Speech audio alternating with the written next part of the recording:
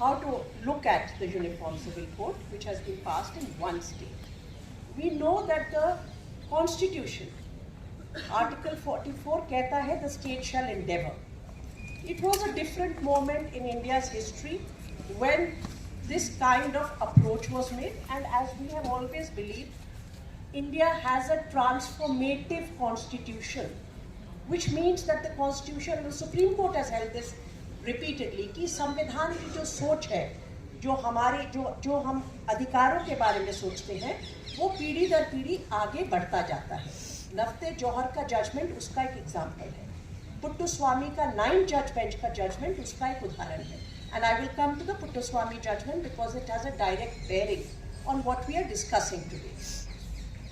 What is the recently in 2018, the governments had asked the Law Commission of India to have a consultation paper on reform in family laws, and these aspects were examined by the Law Commission of India. So what did the Law Commission conclude after looking at, there's a consultation paper, it's available on their website, please have a look at it. उन्होंने बहुत से लोगों से उनके राय मांगी और उन्होंने खुद इसके ऊपर खूब विचार किया और एक पेपर प्रेजेंट किया. उसकी कंक्लूजन्स क्या थी लॉ कमीशन ऑफ इंडिया की? उन्होंने कहा religious identity is important to women. There is no conflict between the right to equality and the right to freedom of religion. Just administration of law in a secular society demands that one reconciles both. And I'm now quoting from the Law Commission. Both these positions are not exclusive to one another, and one has to reconcile both freedom of religion and right to equality in order to justly administer the law.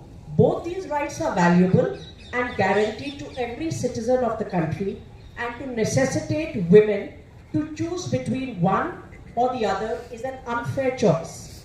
Therefore, women must be guaranteed their freedom of faith without any compromise on their right to equality. At this stage, these rights can be reconciled by making piecemeal changes to laws whenever necessary. So it's interesting, they felt that yes, there is a need to change laws, and I actually support that position completely. There is a need to change laws. Laws have been continuously changed.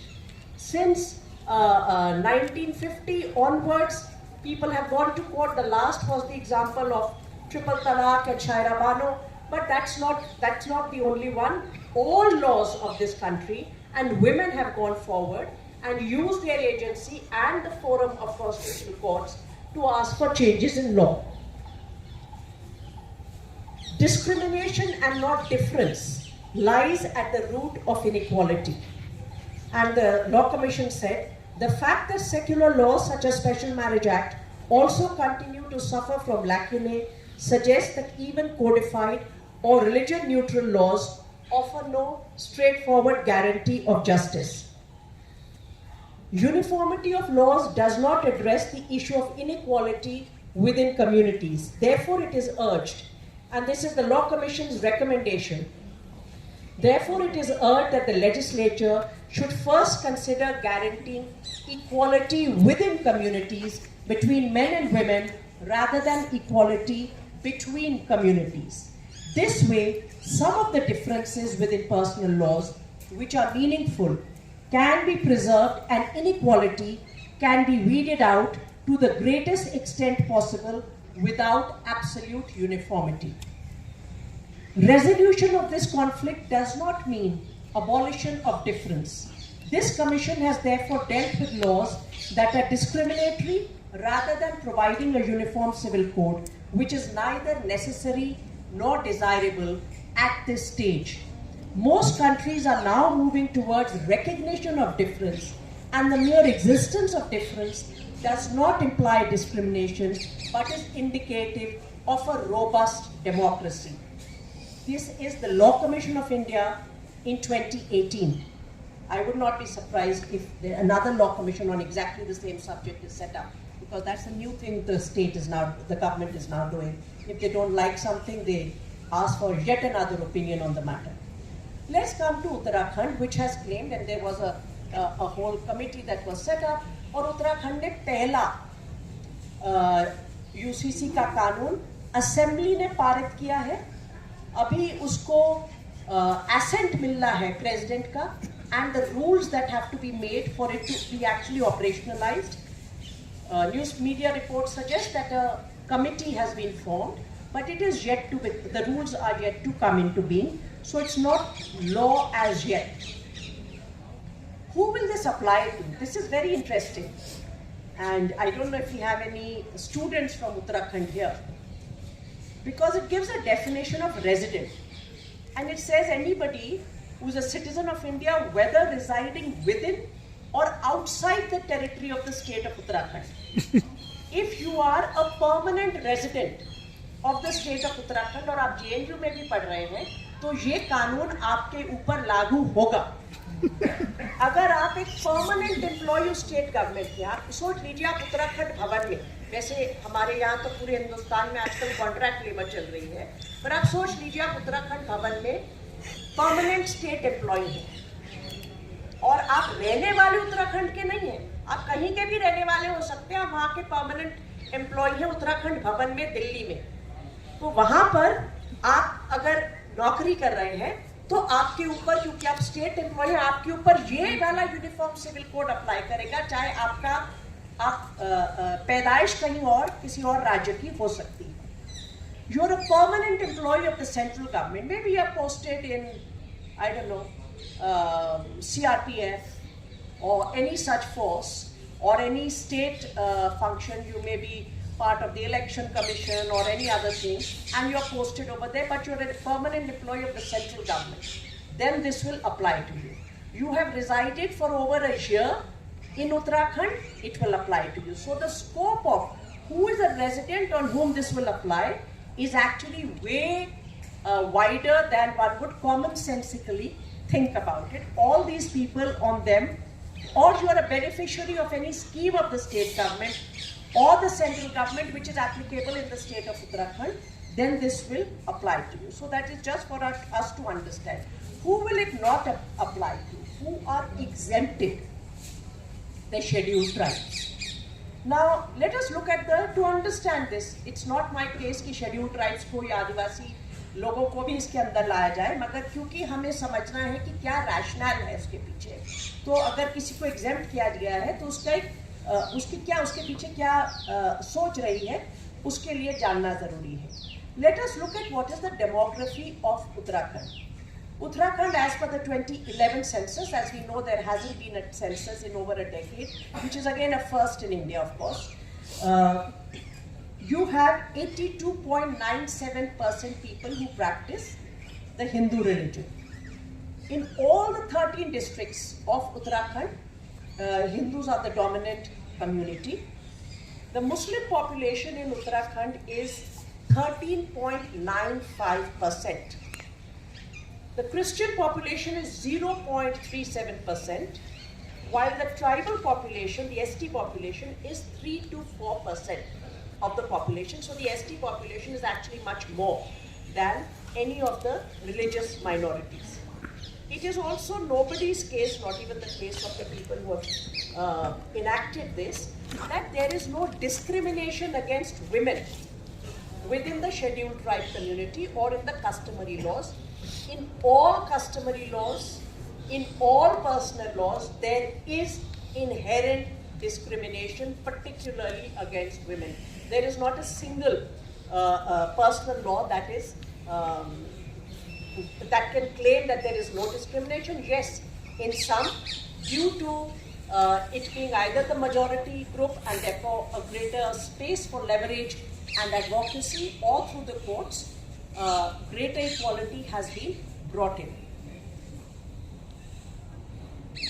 Nivedita also mentioned about looking at that, what does this do? So before I jump into the living relationships, which is something that has been in conversation a lot, इसमें जैसे अगर आपको कानून में बदलाव लाने हैं, जैसे मैंने कहा हर कानून में निहित है कि महिलाओं के साथ भेदभाव रहता है, तो वो जो अगर हमको कानून में बदलाव लाने हैं तो किस तरह की बदलाव है जो हर कानून में जरूरी है. जो इसमें नहीं दिखने को मिलता। क्योंकि अगर आपको एक अपॉर्चुनिटी मिली है और आप कुछ नया बना रहे हैं, तो फॉर इंस्टेंस बहुत देर से एक बातचीत चलती है कि एक नो फॉल्ट डिवोर्स होना चाहिए, कि ज़रूरी नहीं है कि दो लोग एक दूसरे से तलाक ले रहे हैं तो उनको बोलना है कि तुम्हारे में गलती है, तुमने ये किया, तुमने वो किया। एक नो फॉल्ट डिवोर्स एक प्रोग्रेसिव आइडिया है जिसको अपनाने की कोशिश करनी चाहिए। उसी तरह एक बहुत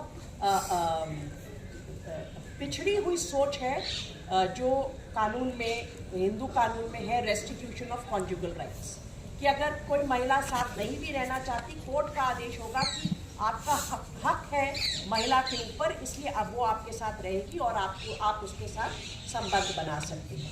उस तरह की बातें इसमें से हटाने का हमने कोई अलग से प्रयास हमें नहीं दिखता।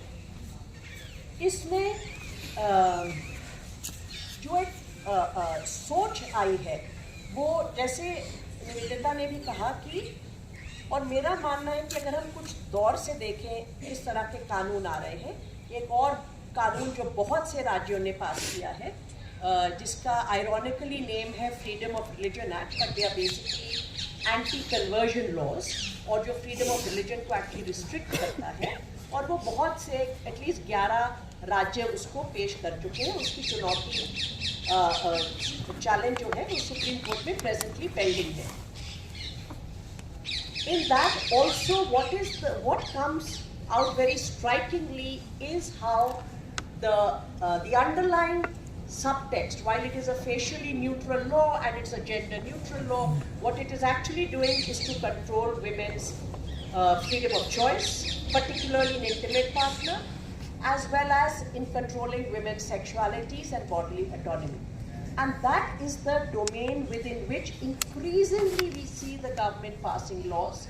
Or khaskar, I think for women this is very important to note that laws are going to be passed, and this the gun is going to be fired from our shoulder. This is for us, for women, and therefore women have to be engaging with these issues and be critical in their understanding of it. So yes, this is about, in fact, if you look at the live-in relationship control that has been brought in through this, it is actually, you see a shift being made from patriarchy to state control and paternalism taking place. If at all there is a shift from patriarchy, but state control and paternalism are writ large over the new legislations that are coming in. And we see that even in many of the practices and policies that the state enacts in the name of giving women justice. So first of all, what does it do? It says that, and I've already read out to you कि किस के ऊपर ये apply करेगा।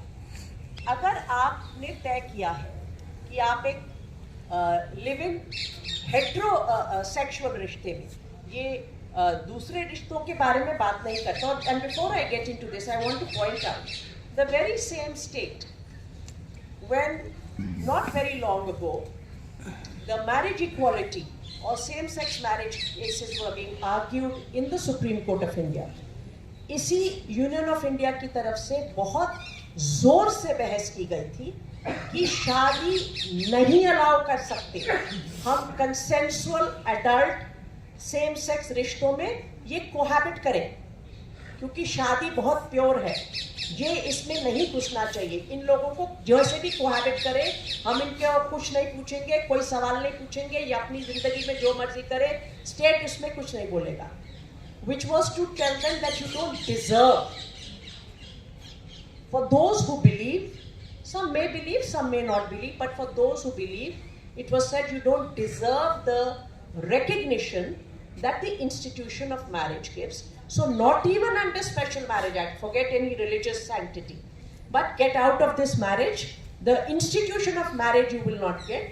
You can go and cohabit. The very same state is now talking to Uttarakhand heterosexual couples.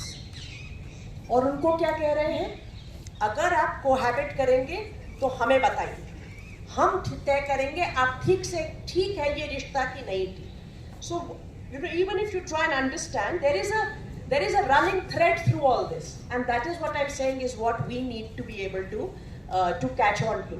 if when we see these things in isolation, sometimes the whole picture does not emerge.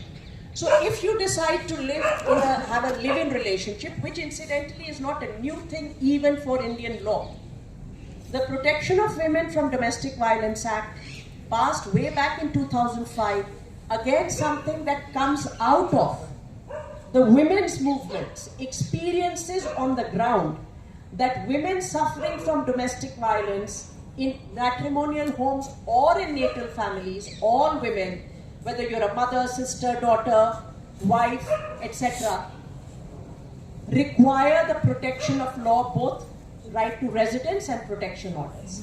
उसमें live in relationship को पहली बार कानून में recognition दी गई औरतों को protection देने के लिए. तो घरेलू हिंसा से घर में रहने के लिए, मेंटेनेंस के लिए और आपके बच्चों को लेजिटिमेट मानने के लिए कानून में पहले से ही है 2005 से. ये कोई नई चीज का आविष्कार नहीं हो रहा है. Women have protection and women have certain rights that flow from that protection under the Protection of Women from Domestic Violence Act. So to say that this law is being made because हमने कुछ जगहों पे parents से बात की, जैसे यहाँ पे हम ग्रुप में बैठ के बात कर रहे हैं, और उन्होंने कहा ये जो हो रहा है ये लड़कियों को फंसा रहे हैं, उनको पता नहीं चलता, उनको एक्सप्लॉइट किया जाता है, इसलिए हम ये कानून ला रहे हैं. कानून में प्रोटेक्शन है और बहुत तरह तरह की प्रोटेक्शन है कानून में, उसका लोग इस्तेमाल भी कर रहे हैं, कोई नई चीज नहीं आने वाली. पेरेंट्स क्या सोचते हैं, उसमें से भी पेरेंट्स के कितने पेरेंट्स ने क्या बोला, कौन पेरेंट्स है, मैं भी पेरेंट हूँ, तो ये कोई राय बनाने का और कानून बनाने का ये कोई बेंचमार्क नहीं हो सकता है. If you decide as a heterosexual couple that you are going to live, within 30 days you have to give your statement in writing to a registrar who is going to be a administrative officer. We don't know who the registrar is. जैसे मैंने कहा, the rules are yet to be enacted, so we get to know. It can be an STM, it can be anybody who will be performing some government functionary. You have to go and give your statement that we two are in a live-in relationship. If any of the boy or the girl, man or woman, are under 21 years of age, a copy of that statement will go to your parents. You are an adult already at 18, but a copy will be sent to your parents if any of you are under 21. A copy will also be sent to the local police station. It says for their record. Why does the local police station need to know that I am living with somebody?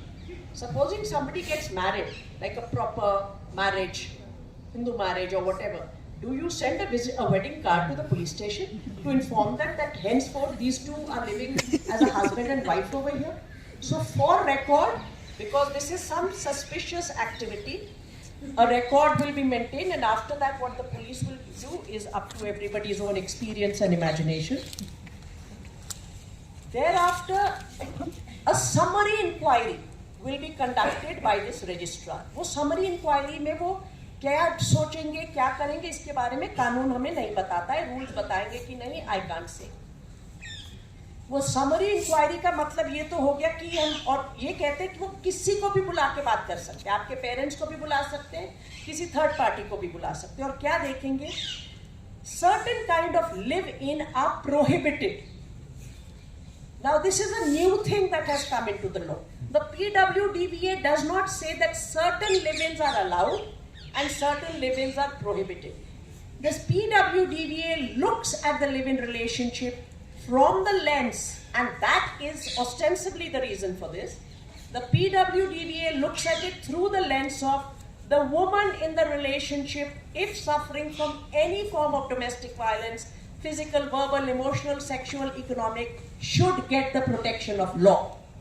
So they don't care what is the nature of the relationship. इसमें कहते हैं कि जो prohibited degrees है, जो Hindu marriage act में लिखा होता है कि आप किससे शादी नहीं कर सकते unless it is allowed by custom, that this also allows because different parts of the country allow it differently. अगर वो prohibited रिश्ता है तो आप नहीं, उस लिव इन रिलेशनशिप को मान्यता रजिस्ट्रेशन नहीं मिले. अगर कोई minor है तो नहीं मिलेगी, but that is stating the obvious. In any case, sexual relations with a minor or child marriage restraint act, there's already all those laws, POCSO, etc. in place. There's nothing new that this is going to do. Nobody is going to go with a minor thing and say register it. Thirdly, it says if one is of the person is already married, then the live-in will not be recognized. The most important one, if the consent of the other partner has been obtained, and these words are very important, by force, coercion, undue influence, misrepresentation, or fraud as to any material fact or circumstance concerning the other partner, including her or his identity. इशारा किस तरफ है सब समझते हैं. तो इस सब के ऊपर समरी इंक्वायरी होगी. रजिस्ट्रार पढ़ेंगे और कहेंगे इंटरकास्ट है या इंटरफेथ है या इंटर जाति है कि नहीं, ये इसने कुछ बातें बताई नहीं है, इसलिए मैं इसकी रजिस्ट्रेशन नहीं मानता. That is the end of the matter. So you cannot thereafter live in, because after a summary inquiry, your registration has been declined. Hereinafter, if you continue to live, that relationship is illegal in the eyes of this law. अगर आप statement नहीं देंगे तो आपके ऊपर आपको 3 महीने की जेल हो सकती है. This is actually coming from where we don't understand. ये सिविल कोड है. आप किसी के साथ रह रहे हैं, अगर आप इन्फॉर्म नहीं करेंगे आपको 3 महीने की जेल और 10,000 जुर्माना हो सकता है.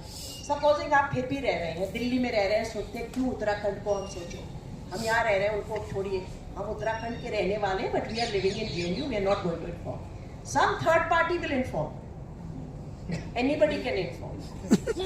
Everybody is taking care of your welfare in this country now. That registrar will send you a notice. If you do not register even then, you will suffer either 6 months jail and 25,000 rupees fine. So non-compliance doesn't just mean okay, you won't get the protection of law. Which two people may decide? पहले सोचने की बात नहीं कि कौन लोग live in के लिए सोचते हैं. इस देश में लिव इन करना अपने आप में एक बहुत बड़ा चैलेंज है, क्योंकि आपको मालूम है परिवार से, समाज से, from every possible, from your landlord who you're going to try and rent the place from, every single step is going to be a hurdle on a daily basis. And yet two people may, for reasons that they believe in or otherwise, want to be in this form and not go through either a religious marriage or a civil marriage under the Special Marriage Act. And those people, if they do not do this, there will be, not only will the law want information from you, but the law will actually penalize your non-compliance.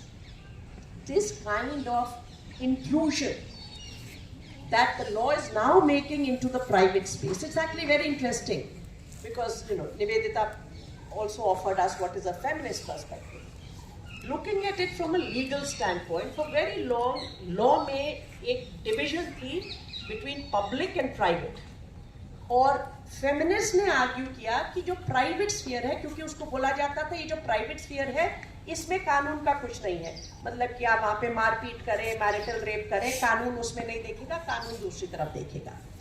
And across the world, feminist jurisprudence advocated for the private sphere to come for law to be introduced to the private sphere insofar as it enhances the rights and freedoms of women. So the Protection of Women from Domestic Violence Act or the right to maintenance, etc., are examples of that. But never has there been this kind of intrusion कि आप कहाँ रह रहे हैं, क्यों रह रहे हैं, पुलिस को बताओ, फलान को बताओ, और अगर नहीं बताओगे तो वो आप नहीं रह सकते. Now let's look back at what the Supreme Court's development has been, and I want to make another point here apart from just looking at this law. I think it's very interesting. This government increasingly passes laws in defiance of Supreme Court judgments. And look at the new Election Commission law which has been passed as to how the election commissioners will be selected. It is in the teeth of the law, the judgment passed by the Supreme Court. Why am I? There is a larger point behind this which I think requires all of us to pay attention to beyond the UCC. Government का काम होता है rule of law को maintain करना, उसको रखना. There is evidence today that the greatest defiance of the rule of law is by the present government. It is the people who are repeatedly asking for the rule of law to be enforced. And I think that's something very different that is taking place in our present times. तो आपने बता दिया, registrar साहब ने summary inquiry करी, उसमें fraud, coercion, misrepresentation, these are very wide, very open-ended, or suppression of material fact, etc., which depends entirely upon the registrar whether he thinks it will pass his test or not. Now, supposing it does not pass the test, then the police will also be informed to take appropriate action. हमें नहीं मालूम वो appropriate action क्या है, क्योंकि कानून उसका नहीं बताता. Maybe the rules will tell, maybe they won't, we don't know. But the police will be informed that now you have to take appropriate action. So this is not just about, when we talk of right to privacy, or right to privacy was affirmed as a fundamental right of everyone in this country by a 9-judge bench judgment of Putteswamy, which had challenged it in the context of the Aadhaar initiative that the government had brought in, which of course the previous government had brought in, not even this government. In that they said that certain areas of our life will be totally private, जहाँ state का कोई intrusion नहीं हो सकता, और उसमें से who you marry, who you choose as your partner, how you live, your sexual autonomy, all these decisions will be completely private for the individual citizen concerned, and the state has no role to play in it. And in legal terms, they spoke about what we call in law the doctrine of proportionality, that how much intrusion of the state will be taken care of. So if it is said that this is to protect women, then you already have PWDVA Act. It's already protecting women. Why do we need this kind of intrusion? There is no rationale behind it, except that the state wants to actually control decisions taken by young people, and particularly control decisions taken around issues relating to intimate partners and sexual autonomy by women will be controlled through the state in this manner.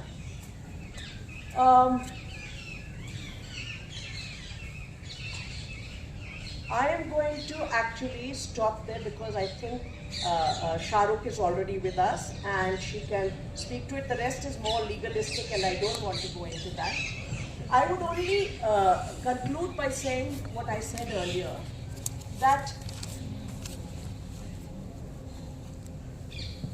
ये जो पूरा एक डर बैठाया जा रहा है कि औरतों के लिए बहुत खतरा है इस देश में, और औरतों के साथ sometimes we are told that, you know, it's either rape will be picked up as an issue, or you have one incident which will then captivate our public imagination, which becomes the peg on which these kind of laws are brought in. I think if we want to challenge the government on, and there were many points that Nivedita made, I want to take that part forward and not just look at live-in relationships. I do believe that yes, personal laws need to be reviewed through incremental processes, women taking the lead, moving forward and asking for change, and all personal laws need to be changed. It is true that under the Muslim personal law, in terms of inheritance, a daughter will get half of what the son will get. Many of you here may be from born in Hindu families. I am born in a Hindu family. We don't talk enough about this. Hindu inheritance में एक ब्रह्मास्त्र है. उस ब्रह्मास्त्र का नाम है वसीयत, will. Everything can be willed away by the parent to anyone. But who is it willed to? It is willed to the son or the sons. If there are 4, it can go to all 4 and the daughters will not get. If there is 1, it will go to 1. The more liberal parents will say, okay, we'll give the lion's share to the son and we'll give a little bit to the daughters. We don't talk about the discrimination that is practiced through will, because will is seen, oh, that is anybody's right. It's part of our individual rights. But let's look at the pattern which follows. Under Muslim law, you cannot will away more than 1/3 of your property. Everybody who's in the family gets something. I would like all of you to think for yourself. How many of us born in Hindu families actually got or will get an equal share in the property, whatever be the property, less, more, doesn't matter. The principle of equality is important. I don't care if it is 100 rupees or 1 crore. How many of us are actually getting equal to our brothers? And I think it's high time women born in Hindu families spoke about this. I fought in my house for it. I come from a very progressive family. We are all professionals. It's inherent in the family. And if you don't talk about it, then this mask of Hindu women are getting, Hindu daughters are getting. Let's do a survey. Let's get this reality out in black and white. And then let's see whether the Uniform Civil Code attacks the provision of the will. That is the Brahmastra that is hidden in the Hindu Succession Act. Let's call it out. So when laws are being made, let's look at a broader perspective. They are being made for very different reasons. Gender justice and definitely rights of women are not there. Rights of women are being taken care of by other laws, and women have gone to court and have gone to the legislature and got those changes for themselves. Thank you.